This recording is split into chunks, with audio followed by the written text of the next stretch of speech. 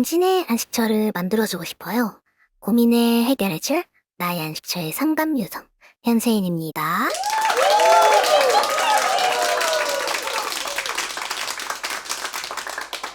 오늘 저희가 이야기 들어볼 분은요. 소속감을 찾는데 어려움을 겪고 있는 분을 모셨습니다. 나와주세요. 안녕하세요. 외관으로 봤을 때 너무 평범해 보이는 분인걸요? 그럼 이렇게라도 입고 와라 이겁니까? 농입니다, 농. 자기소개 부탁해요. 저는 영상 설치와 페인팅 작업 중인 노지연입니다. 네, 반갑습니다. 그럼 작가신 건가요? 작가라고 불리고 싶네요. 글쎄요. 작가 지망생이라는 말이 더 어울리지 않을까요? 소속감을 찾는데 어려움을 겪고 있다고 하셨는데 자기가 작가인지 아닌지 제대로 답변도 못하는 부분에서 그렇게 생각하시는 건가요? 그것도 한 부분일 수 있겠네요. 그럼 상담자의 고민상 띄워주세요. 자신과의 싸움에서 이기는 방법을 터득하고 싶어요. 너무 어려운 주제네요. 우선 그동안의 지원 씨의 삶에 대해서 들어볼까요? 너무 긴데 제가 여러분의 시간을 빼앗는 건 아닐까 싶어요. 너무 길면 저든 편집자든 알아서 내용을 자르던가 빨리 돌리던가 할 겁니다. 우선 저는 중국 북경에서 태어났고요. 태초부터 가나요? 아니, 삶에 대해서 듣는다면서요. 아휴, 농담인데 이걸 받아치네. 그럼 중국인인 건가요? 아니요. 부모님이 한국 분들이셔서 저도 한국인입니다. 중국은 인구가 많으니 그 나라 사람이 되기도 어려웠고요. 그럼 할 수 있었다면 그 나라 사람이 되었을 거다. 농이에요. 계속 해보시죠. 북경에서 태어나 성인이 되기 전까지 상하이에서 영어권 교육을 받으면서 자랐어요. 이런 배경에서 자란 사람들을 제3문화의 TCK라고 불러요. 성장기의 대부분을 부모의 문화 밖에서 자랐죠. 저는 초등학교 4학년 때까지 제가 중국인이라고 믿으면서 살았어요. 어렸을 때는 아버지가 농담으로 너는 조상이 중국에서 노시고 중국에서 태어났기 때문에 중국인인 것과 다를 바 없다 라며 우스갯소리로 이야기하셨던 걸 믿었어요. 아버지의 인생을 거신 역대급 농담이셨겠네요. 그렇네요. 인생을 거신 농담? 아버지의 인생보다는 제 인생을 걸었죠. 그리고 머리가 조금 크죠? 네가 비록 중국에서 살고 있지만 네 뿌리인 조국을 잊어서 안 된다라고 당부하셨죠. 이해할 수가 없었어요. 중국인이라 생각하며 자랐는데 갑자기 한국인이라고 말씀하시니 뭔가 혼란스러웠죠? 그래도 사랑하시죠? 그럼요. 사랑하죠. 사랑이라고 봐야지. 덕분에 세계 언어를 하실 줄 아는 거잖아요. 감사할 줄 알면서 살아야죠? 그것 또한 그럼요. 자연스럽게 여러 언어들을 동시에 접했죠. 부모를 통해 한국어를, 환경을 통해 중국어를, 그리고 교육을 통해 영어를. 이와 동시에 습득한 다른 언어가 있다면 시가 언어겠죠? 저희 어머니도 미술을 전공하셨는데 어릴 적 어머니의 미술 수업에서 바람개비를 만들었던 기억이 있어요. 벽에 길게 종이를 붙여서 오빠랑 저랑 마음껏 그림을 그릴 수 있는 환경을 만들어줬거든요. 후회해요? 네? 어떤... 이 길을 택한 건? 외국에서 공부를 해놓고 미술을 택한 거예요? 더 좋은 길이 많았을 텐데. 다른 동창들을 보고 밤마다 이불을 붙잡고 후회의 눈물을 흘렸나요? 아니라고 하면 거짓말이겠죠. 가끔 그런 생각을 했어요. 이 길을 택하지 않았다면 부모에게 부끄럽지 않은 자식 노릇을 할 수 있었지 않을까? 아무래도 이 나라의 문화가 개인의 실패가 곧 집안 전체의 수치와 직결되는 분위기가 없지 않아 있잖아요?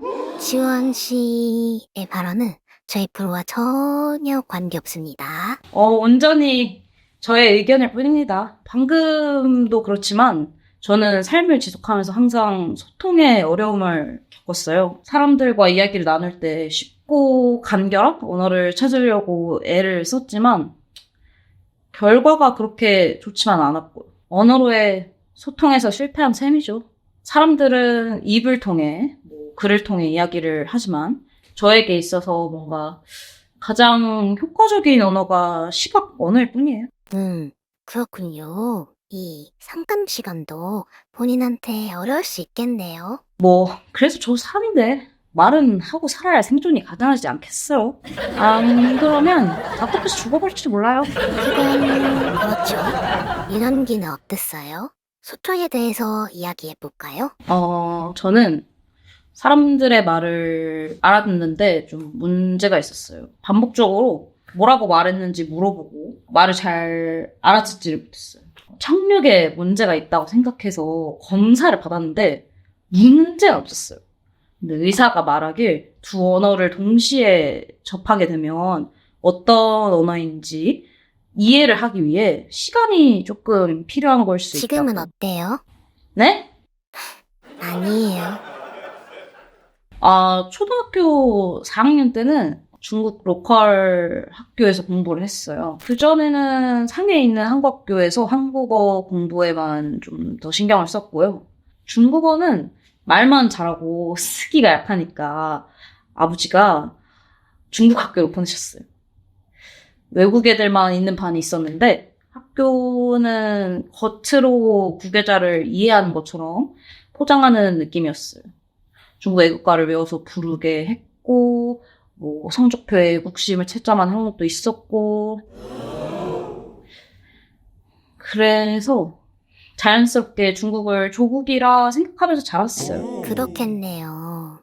또 다른 에피소드가 있었나요? 한 번은 생물 시험을 보고 있었는데 제가 맨 앞자리였거든요. 시험 도중에 처음 보는 선생님이 들어와서 저희 선생님과 수업 관련된 이야기를 나누다가 맨 앞에 있던 저를 흘겨 내려보시고 제가 못 알아들을 것 같다고 생각하셔서 턱으로 이렇게 가리키면서 중국어로 시험 볼 수 있는 거야? 중국어도 못 알아듣는 멍청이라고. 저희 선생님은 놀란 눈치였는데 아무런 조치도 취하지 않았고 그 자리에서 제가 우니까 그 선생님은 도망치듯이 반을 빠져나갔어요. 모두 그 광경을 다 봤음에도 아무도 위로해주지 않았어요. 오히려 당연하다는 듯이 몇몇 애들은 킥킥 웃었죠. 저도 학교에 합류하지 않았고 학교도 아무런 조치를 취해주지 않았어요. 쉣. 그랬군요. 전 재미난 에피소드를 말한 거였는데 이렇게 어두운 이야기일 줄은. 그 뒤에 국제학교로 전학 갔어요. 5학년 이후부터는 거의 매 학년 2학기 중순 때마다 따돌림을 당했어요. 그때 생각해보면 괴로웠는데 제가 다른 친구들보다 소통 능력이 좀 떨어져서 벌어졌던 일이었던 것 같아요. 그래도 순간일 뿐이거니 참았죠. 근데 제가 중국에서 태어난 걸 애들이 알았을 때 그 괴롭힘은 더했어요. 한국 애들은 절더러 잡종이라거나 짱깨라거나 피부가 까만 게 역시 중국에서 태어나서 그런지 씻지도 않아서 냄새 난다. 세균이 얼마 한국인도 아닌 게 한국인인 척하네. 중국이나 외국 애들은 한국인을 비하하는 단어로 불렀어요. 빵즈라고. 그러고 중국인도 아닌 게 중국인 척한다고. 동시에 불린 건 가짜라는 말을 자주 들었죠. 가짜 한국인, 뭐 가짜 중국인. 그래서 좀 화가 났죠. 내가 한국인인지 뭐 중국인인지도 모르는데 왜 이런 치욕을 겪어야 하나 그런 생각을 했어요. 역시 애들인지라 알기 싫으면 다 까먹더라고요. 매학년 2학기 때마다 따돌림을 당했으면 5학년 2학기, 6학년 2학기. 8번 정도 그런 일을 겪은 건가요? 뭐 건너뛰는 연도도 있었죠. 5번 정도는 그랬던 것 같아요. 매학년 2학기 때마다 마음을 졸이면서 살았죠. 어디서나 이방인처럼 느껴지는 유년기였어요. 뭐 단체에 스며드는 느낌이 아니라 기름처럼 둥둥 떠있는. 근데 12학년 때 따돌림이 제일 심했어요. 고3 때 말씀하시는 거죠? 아, 네. 12학년은 예외였어요. 1학기 중순부터 따돌림을 당했거든요. getting spicy. 매운맛 가나요? 네, 아주 매우 스파이시했습니다. 저는 입시할 때 내신이 굉장히 중요했어요. 그래서 내신 관리를 되게 열심히 했는데 등수도 좋은 편이었거든요. 근데 한국 학생들이 이걸 약간 안 잊고 있게 생각했나 봐요. 12학년 초에 제가 짝사랑 하던 친구가 있었는데 역시 하이틴 러브 스토리가 제일 재밌죠? 하여튼 다른 학교인데 공부를 굉장히 잘하는 거로 유명한 친구였어요. 그래서 제가 먼저 주말에 같이 저녁 먹고 싶다고 얘기를 해서 저녁을 먹고 같이 동네 산책을 하고 있었는데 저희 학교 학생들이 저희를 봤나 봐요. 그리고 돌아오는 주부터 학교에 뜬금없는 소문이 드는 거예요. 제 주말마다 남자 덕분인가? 이야, 맵다 매워. 어쩜 그렇게 좋은 학교를 다니고 뛰어난 교육 환경에서 공부를 하면서 머리가 그렇게 저급한 쪽으로 밖에 못 돌아가는지 그 소문이 커지고 커져서 제가 성적을 위해서 남자들이랑 자고 다닌다는 식의 소문이 났어요. 저는 진짜 억울했던 게 그때 경험이 없었거든요. 근데 아무래도 아시아권에서 자랐다 보니 미성년자의 성경험이 죄악이라고 생각하며 자랐어요. 그래서 뭐 대응도 못하고 그냥 조용히 학교 생활이 끝나길 바랬죠. 어머, 너무 재밌다. 그래서요? 모든 한국 친구들이랑 사이가 벌어지고 저 혼자 학교 다녔죠. 다행히 학교에 좋은 외국인 친구들이 많아가지고 그 친구들은 저와 함께 해줬어요. 그렇지만 한인 커뮤니티 워낙 좁은 편이라 다른 엄마들이 저희 어머니한테 전화해가지고 딸 그렇게 키우지 마라. 그런 애랑 우리 애랑 말 섞게 하고 싶지 않다. 라는 이야기를 듣게 만들었죠. 최악 그 자체였어요. 그땐 그 이야기를 퍼뜨린 사람을 죽이고 싶다라는 생각보다는 아무 말도 못하고 있는 저를 죽이고 싶었죠. 뭐 어찌저찌 졸업해서 저는 한인 동창이 없어요. 세상에, 이거 긴 얘기 아닌데. 뭐 지나고 나니 다 추억이죠. 추억. 네, 추억. 그럼 한국에서 공부하겠다는 결심은 왜 하게 된 거예요? 한국에서 살아본 적이 없어서 한국에서 공부하고 싶다는 생각을 했어요. 중국에서 K드라마 이런 게 되게 핫했거든요. 응답하라 1997, 1994 뭐 그런 시리즈를 보면서 학교를 다녔던 세대라 한국 대학 미디어로 보면 굉장히 재밌어 보이잖아요. 네. 솔직하게 이야기하자면 저를 아무도 모르는 곳으로 도망치고 싶었어요. 외국으로 가는 방향도 분명히 존재했지만 그러기엔 학비가 너무 비싼 것도 없지 않아 있었죠. 너가 외국 학교에 들어갈 정도의 실력이 없었던 건 아니고? 이걸 여기서도 쳐듣네. 그치? 그런 이야기를 한국 대학 와서 몇 번 들었거든요. 보고 있니? 다들 술을 빌미로 그런 얘기를 하더라고요. 네 실력이 그 정도밖에 안 돼서 외국 대학을 못 간 거 아니냐고. 나도 가고 싶었어. 나도. 오늘 저희가 알아볼 감정, 분노입니다.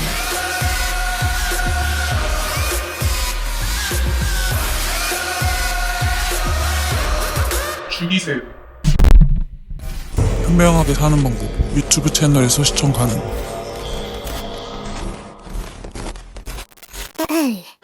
잠시 소란이 있었던 점 양해 부탁드립니다. 감사합니다. 그때 PTSD가 훅 올라와서 오도가 부계자로 대하는 사람들의 태도에 훈멸이 나서 한국으로 온 게 주요 이유가 될 수 있겠네요. 네. 그리고 사실 아무도 나를 모르는 곳이라 안전하다 생각했어요. 한국에 살려고 들어왔을 때 모든 간판들이 다 한글로 써있는 거 보고 드디어 내 몸이 안전하게 붙어있을 곳을 찾았구나 생각했죠. 근데 아니었어요. 여기서 만난 한국 사람들의 이미지는 어땠는데요? 앞서 말한 것처럼 미디어의 영향을 제가 많이 받았는데 미디어에서 한국이 굉장히 친절하고 아름다운 국가로 불려지잖아요. 되게 사람도 순할 것 같고 중국에서 만난 한국 사람들은 아무것도 없는데 센 척하는 느낌? 여기서 근데 여기서 만난 한국 사람들은 진짜 무서웠어요. 어떤 점에서 무섭다고 느낀 거예요? 진심을 잘 내비치지 않는다는 점? 대학교에 입학하게 되면서 꿈에 그리던 삶을 사는 것 같더라고요. 사람들이 정말 상상할 수 없을 정도로 친절했죠. 하지만 어쩔 땐 정말 속을 모르겠더라고요. 선후배 문화에 대해서 제가 잘 몰라서 어려움을 겪기도 했었고 앞에선 잘 지내면서 뒤에선 누군가를 혐오하는 마음을 드러내는 그 이중성을 마주한 적이 있었는데 그때 누구도 나를 저런 식으로 대하겠구나 라는 생각에 선뜻적 저는 싫으면 싫고 좋으면 좋다 말하는 그런 직설적인 화법의 문화권에서 살았기 때문에 사람들의 이중성을 적응하는 게 좀 어려웠어요. 그래도 무언가에 소속된 것 같은 느낌은 처음이었어요. 이토록 바라던 평범한 삶을 살 수 있을 것 같은 기분이었죠. 모두와의 관계를 초기화시키니 뭔가 만족스러운 삶을 살 수 있을 것 같았어요. 그럼 지내면서 사람에 대한 경계가 많이 풀어지셨겠네요. 네, 조금은 그랬죠. 그래도 남들에게 기죽어 보이지 않으려고 진하게 화장하고 그렇게 보이려고 했어요. 그래. 그렇게 하면 되게 강해진 기분이 들고 어눌하고 소심하던 말투가 약간 변한다는 느낌을 받았어요. 그러다가 한 선배가 너 그렇게 화장하면 남자들이 싫어해 라는 말을 들었죠. 남자들이 싫어한다고? 네. 중국에서 살면서 한 번도 들어보지 못한 말이었어요. 그 누구도 제 얼굴에 대한 이야기를 한 적이 없었거든요. 날 지켜주는 유일한 보호막까지 통제당하면서 살아야 하나 싶었어요. 그런 거 말고도 여자가 미대를 졸업하면 얌전히 그림이나 그리다 부잣집에 시집이나 가야지. 여자애가 작가려면 미친년 소리 들을 정도로 작업해야지. 너희는 여자애들이 왜 그렇게 어두운 그림만 그리니? 꽃도 그리고 풍경도 그리고 좀 얌전한 그림을 그려야지. 왜 이곳 사람들은 여자에 이렇게 집중하는 걸까요? 전 여자이기 이전에 인간인데 저를 성별의 테두리 안에 가두고 뭔가 있는 그대로를 보지 않는 기분이었어요. 좋은 기회들은 항상 남아부들에게 더 많이 주어지는 분위기였어요. 전 열심히 하면 모두에게 똑같은 기회가 주어진다고 생각했어요. 하지만 여긴 달랐죠. 그땐 불쾌했지만 뭔가 잘못되고 있는지 파악도 안 됐어요. 그땐 다들 그랬으니까요. 적응이 어려웠겠네요, 한국에서. 그렇죠. 적응하기 어려웠어요. 어쨌든 사람들과 대화를 하려면 출신지를 말하는 게 자연스러운 거니까 자연스럽게 제가 중국에서 태어났고 또 거기서 공부를 하다가 왔다고 했죠. 자연스럽게 받아들이는 사람들이 있는가 하면 또 반감을 드러내는 사람도 있었어요. 그게 어떤 의미죠? 자세히 설명해 줄 수 있나요? 절 한국인으로 인정해주지 않는 사람들이 존재했거든요. 솔직히 저는 이 나라를 사랑하진 않아요. 애국심이라는 게 제 마음에 존재하지 않죠. 처음에 한국에 왔을 때 여길 조국으로 느끼기보다는 유학에 더 가까웠죠. 부모님은 한국에 왔다 갔다 하시면서 뭐 지내셨고 저는 할머니랑 지냈어요. 그런데 아무래도 떨어져 있는 기간이 길어서 좀 힘들었죠. 가깝다고 느끼진 못했고요. 다른 친척들의 눈치를 보면서 지내야 하는 것도 좀 버거웠어요. 친구도 없고 가족도 없고 외로워 발버둥치는 저와 외롭지 않으려고 애쓰는 저와의 싸움이었죠. 마치 새로운 나라를 알아가는 느낌이었어서 뭐 국정이나 정치 이야기를 할 때 강 건너 불구경 하듯이 먼 발치에서 아무 말 없이 있었죠. 그 과정 속에서 기억에 남는 말이 있을까요? 기억에 남는 말이라 우리 자리 뺏는 거야? 여기서 우리는 뭘까요? 왜 그들에게 단박에 다른 사람으로 분류되게 만드는 걸까? 붕이를 이렇게 반으로 가르듯이 우리라는 단어로 나눠버리는 걸까? 내 앞에서 네 나라 주석 욕해봐. 너는 어차피 우리 하는 말 못 알아듣잖아. 듣지도 않고. 그거랑 부모 잘 만나 꿀빠는요. 부모 잘 만나 꼴빠는 년이라 실제로 본인이 그렇게 생각하시나요? 뭐 솔직히 말하자면 그렇죠. 어렸을 땐 원망도 많이 했어요. 이런 배경이 저의 정체성을 혼란스럽게 만드는 건 사실이니까요. 그런데 그런 배경이 없었다면, 그들의 노고가 없었다면 좋은 교육도 받지 못했을 거고 지금의 제가 존재하지 못했겠죠. 부모님이 약간 극성 맞으신 건 사실이라 저를 조금 통제하는 부분이 없지 않았어서 알바는 입시 미술학원에서만 했었어요. 그런데 그것보다 뭔가 좀 더 와일드한 일을 하고 싶다고 생각했어요. 그래서 휴학을 하고 영상계 쪽에서 1년 정도 일했어요. 세상에, 영상계요? 미치셨군요. 그럼 그곳에서 어떤 사람들을 마주하셨나요? 작은 독립영화 연출로 3일 촬영하는 게 제 첫 일이었어요. 그런데 첫날부터 조명팀 사람이 그 번호 목록에서 제 걸 가져가서 학적으로 제가 마음에 든다고 연락했죠. 거기서부터 우선 단추가 잘못 끼워진 것 같고요. 그리고 두 번째 날 조명 감독님이 굉장히 젊은 분이었는데 제가 너무 마음에 든다고 억지로 같이 일하자고 했어요. 제가 제 분야가 아닌 곳에서 이 시간을 허비하고 싶지 않아 뭐 분명하게 거절했죠. 그러니 그 감독이 그렇게 튕기는 남자 못 만나 이러는 거예요. 아니 여기서 왜 그런 말이 나오는지 이해할 수 없지만 전 부담감을 느껴서 감독님께 일을 알렸는데 그 조명 감독님이 제가 거짓말 하는 거라고 저를 쌍년이라고 표현했죠. 그리고 그 감독님은 그 말 믿었어요. 감독님이 저에게 너 이 분야에서 이 일 할 생각 없으면 계속 그렇게 거짓말 해. 난 너 못 믿어. 이러는 거예요. 결국 촬영장을 떠나는 사람 저였죠. 그리고 그 감독님은 여자였고요. 역시 영상계 듣던 대로네요. 물론 모든 영상계가 그런 건 아니지만 그땐 그랬죠. 그나마 독립영화 땐 양호한 편이었고 광고 촬영 연출의 유일한 여자 팀원으로 일했을 때는 감독님 면전에다 제 몸에 대한 얘기를 했다니까요.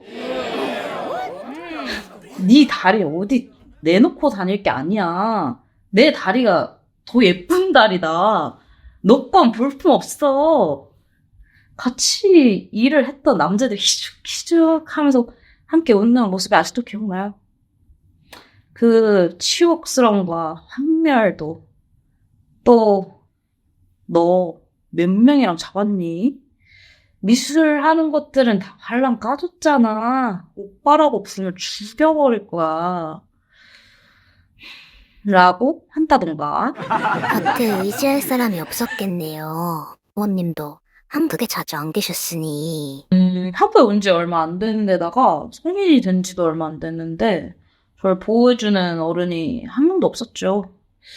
겨우 21이랬는데 어쩌면 저는 그때 의지할 사람 하나 없어 그런 사람들이 어른이라 여기며 따랐는지도 모르죠. 제 인생에 조금의 도움도 되지 않았음에도 말이에요. 그 일 이후 학교에 돌아와서는 어땠나요? 차라리 빨리 졸업하고 이 나라를 떠나 중국으로 돌아가는 게 더 나을 것 같다고 생각했어요. 물론 곁을 지켜주고 날 사랑해주는 좋은 친구들도 많았지만 저는 약간 근본적으로 이 나라의 정서와 맞지 않은 느낌이었죠. 버티려고 노력해도 버거웠어요. 그러다가 여기 못 버티고 돌아가는 건 또 똑같은 일을 반복하는 것 같다고 느꼈어요. 또 나 자신에게 지고 싶지 않았어요. 점점 나약해지는 제가 혐오스러웠어요. 그러다가 박근혜 최순실 게이트가 터지게 되었죠. 모두가 탄핵을 목이 터져라 외치고 있음에도 별 감흥을 느끼지 못했어요. 분명 상황이 잘못 돌아가고 있다는 것을 인지함에도 겉도는 기분 때문에 제 정신이 부정난 것 같았어요. 시위를 나갈 생각조차 하지 않았고 그런 저를 모두 한심하게 쳐다봤죠. 뭔가 애국심을 강요받는 기분이었어요. 저는 그저 남처럼 느껴지는 조국에 제 젊음을 바치고 싶지 않다는 생각뿐이었죠. 그러면서 내가 잘못된 것인가?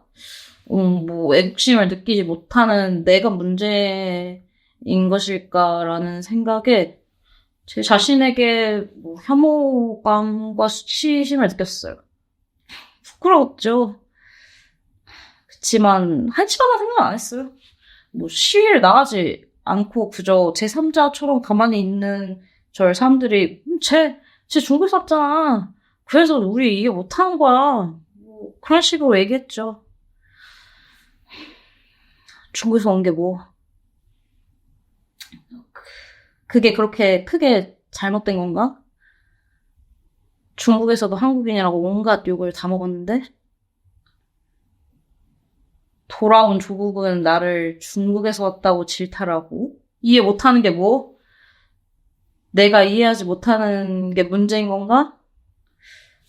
아니 사실 문제는 맞죠. 제게도 큰 문제로 다가오는 일이었어요. 제 존재의 의문을 품었거든요.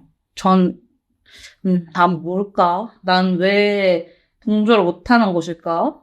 난 왜 어느 국가에도 그 마음을 느끼지 못하는 것일까라는. 거기서부터 정체성에 대한 확립을 하고 싶다는 생각이 들었나요?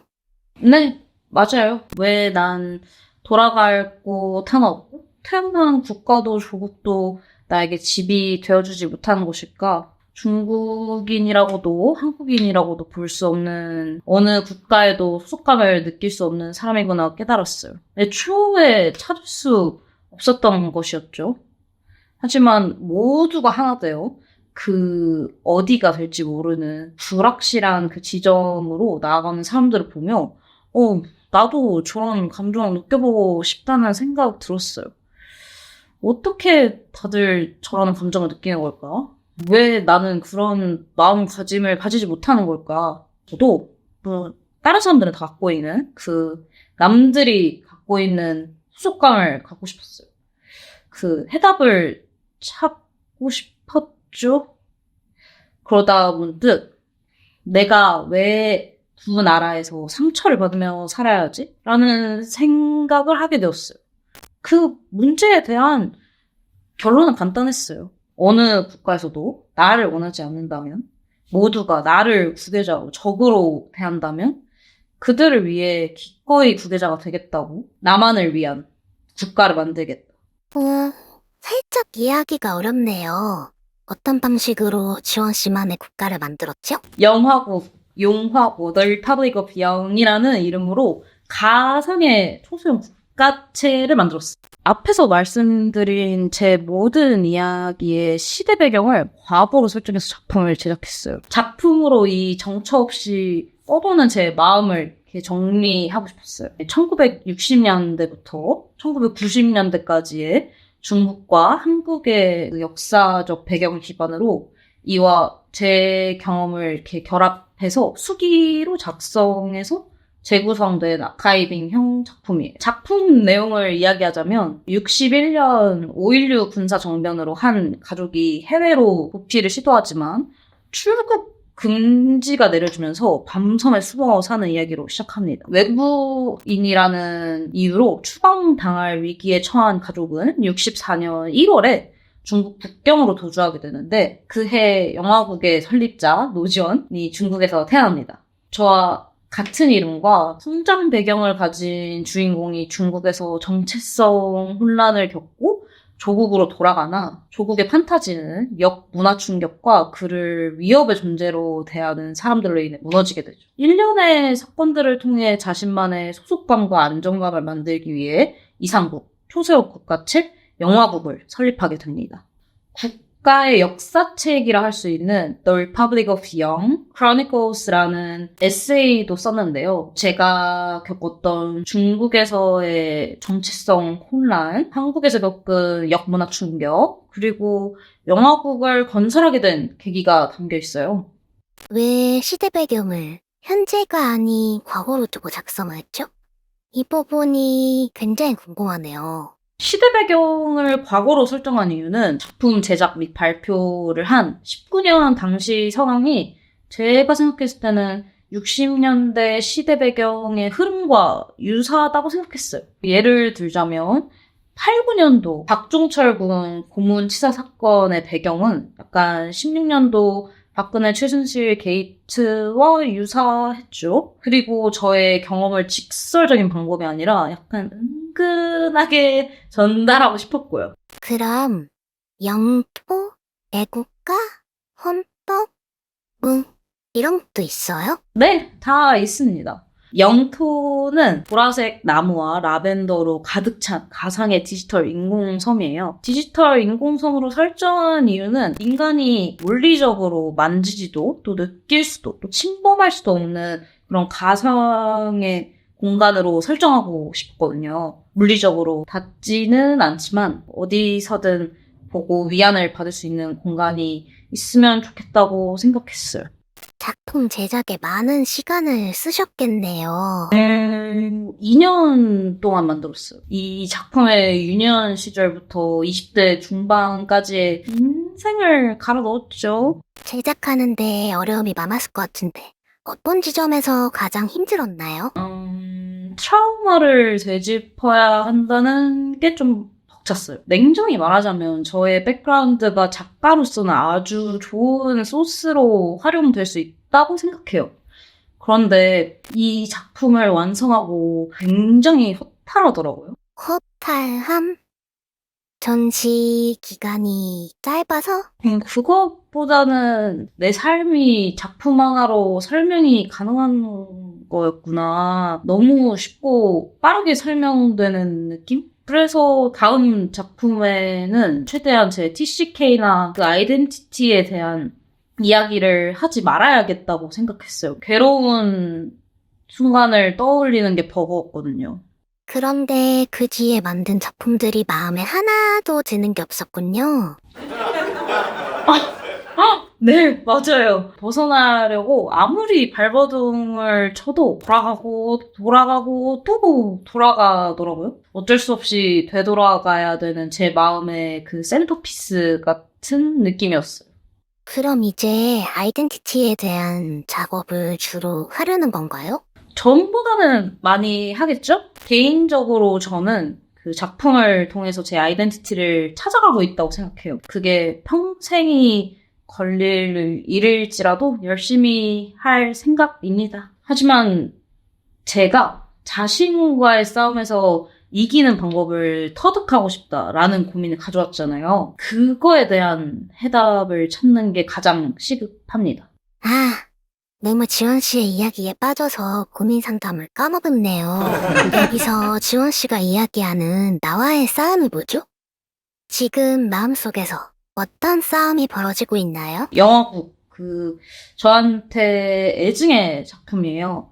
제 온 마음을 쏟아서 표현한 작품이죠. 한편으로는 불행 전시 같기도 하죠. 제가 만든 작품 중 규모가 가장 컸던 작품이기도 하고요. 그런데 이후 작품들을 제작할 때마다 항상 그 영화국이랑 비교가 되더라고요. 우리 여기까지 오기 되게 힘들었다, 그죠? 네. 이걸 말하려면 앞부분을 다 얘기해야 선생님이 이해하실 수 있으니까요. 괜찮아요. 우리 오늘 지환 씨 이야기 들으러 온 거잖아요. 말이 길어져도 괜찮은 거예요. 요즘 소속감에 대한 고민은 어때요? 여전히 어려움을 겪고 있는 건 사실이죠. 그것도 저와의 싸움 중 일부라고 생각해요. 저는 작업을 통해서 제 아이덴티티를 찾아가고 있다고 믿고 있어요. 한 평생 걸려서 못 찾을 가능성 또한 존재하다는 것을 알고 있고요. 하지만 두렵지 않습니다. 가장 두려운 건 도태되는 것이니까요. 사회적으로나 작가로서도. 자신과의 싸움에서 이기는 방법을 터득하고 싶어요. 라는 이 고민 우리 모두 마음 한켠에 두고 있을 것 같아요. 그래서 오늘 노지원 씨와의 인터뷰를 채택한 것이었고요. 다른 예시라면 운동하다가 어제의 나를 이기고 싶다는 생각이 들 수도, 작가를 하고 싶다는 이상과 돈을 벌어야 된다는 현실이 싸운다던가, 일할 때 성과가 안 나오면 그만두고 싶지만 그래도 출근길에 오르는 사람들, 모든 걸 포기하고 편해지고 싶은 자신과의 싸움. 이유가 무엇이 되었든 간에 지원 씨의 경우엔 첫 번째는 전 작품과 현 작품의 싸움. 두 번째는 소속감을 갖고 싶은 마음과 갖고 싶지 않은 마음의 갈등. 이 될 수 있겠죠. 그렇다면 현재 자신의 아이덴티티를 justify 한다면 뭐라고 생각하세요? 아이러니하게도 아이덴티티가 없는 게 아이덴티티라고 생각해요. 사실 영화국 작품이 소속감을 간절히 원하는 마음으로 만들어낸 거잖아요. 정말 소속감을 갖고 싶은지 곰곰이 생각하게 되더라고요. 그런데 막상 가지게 되면 제 인생의 방향을 잃을 것 같았어요. 억지로 이민을 가서 그 나라 국적을 가져도 그게 모두가 얘기하던 그 가짜가 될 것 같은 느낌? 그래서 지금은 아무것도 아닌 그 무인 상태인 제가 좋습니다. 평생이 걸리더라도 절 알아가고 싶어요. 뭔가 연화곡을 만들던 본인보다 많이 성숙해진 상황이라고 생각하시나요? 그렇게 생각해요. 많이 정도는 된 것 같아요. 마음도 상처도. 자, 솔루션 나왔습니다.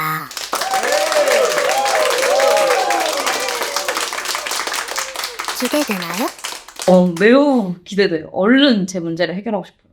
어떤 솔루션인가요, 선생님? 오늘 저희 나의 안식처를 찾아주신 노지원 씨의 고민, 자신과의 싸움에서 이기는 방법을 터득하고 싶어요. 오늘의 해결책을 본격적으로 알려드리도록 하겠습니다. 바로 레고 나라 부수기입니다.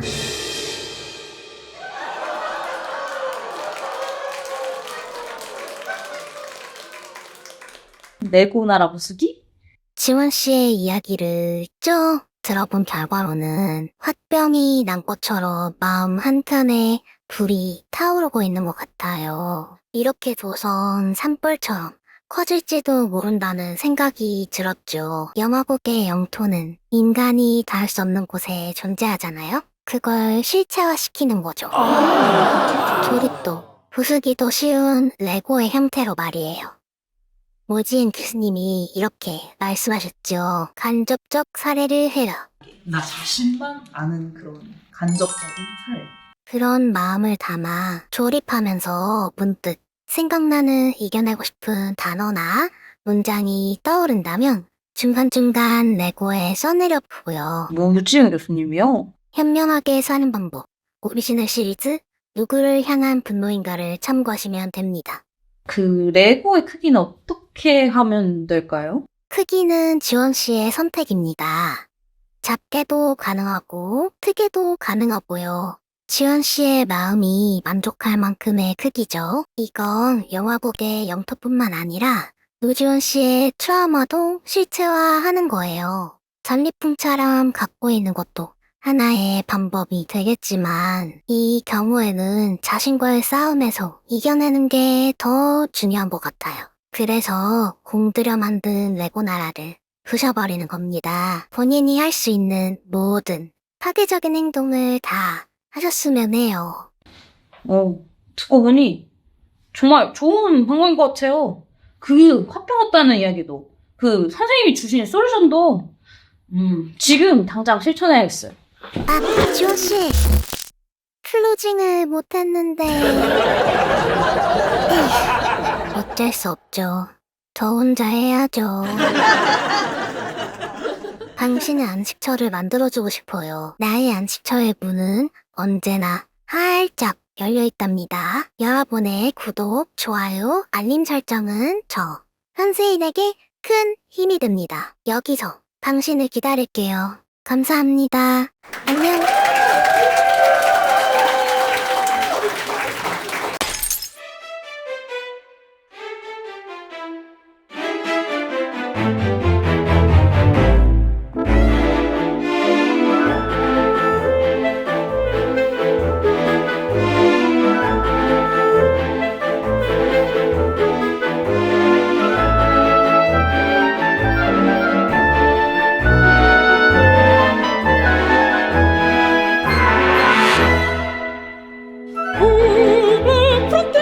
Fronteggiamo la sventura.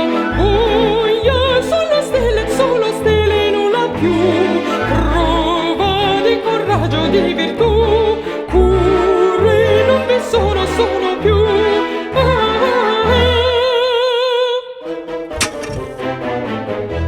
Ora, presta al fianco l'avventura. Prova, aspetta e gioia per l'onore.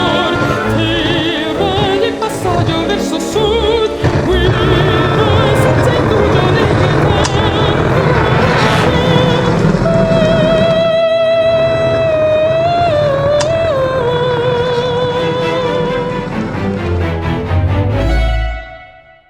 luce di diamante di splendor, brucia quella fiamma, quel calor, pronta per lottare, sogna sempre per la libertà, per la libertà.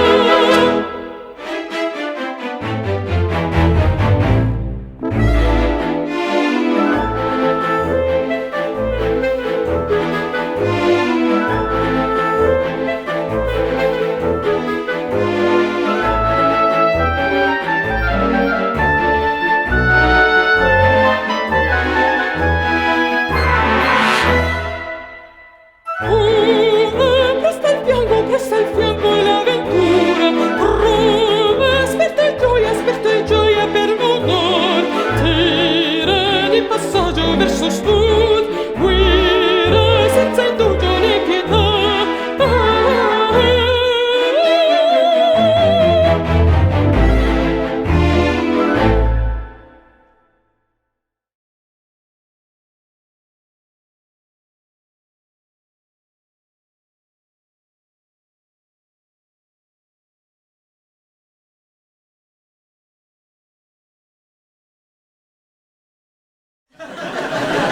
왜 아직도 있어요? 이제 영상 끝났어요. 나가기 전에 좋아요, 구독 잊지 마세요. 다음에 또 만나요. 안녕. 진짜 안녕. 기자니요.